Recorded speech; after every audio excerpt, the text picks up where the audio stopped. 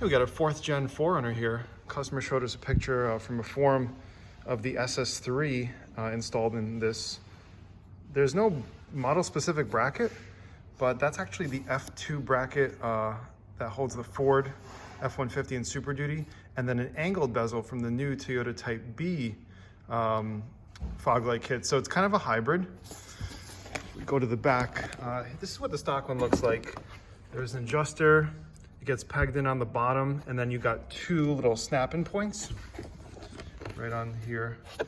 Now, this is where the original fog light set in. We made a new hole here for the F2. On the other side, it's actually already set up that way, so it just slid in. And you might ask, there's nothing really holding it from shifting up and down, but the bezel actually sandwiches it in, and it cannot move up and down, so it's nice and solid. And you got full adjustment. Let us know what you think.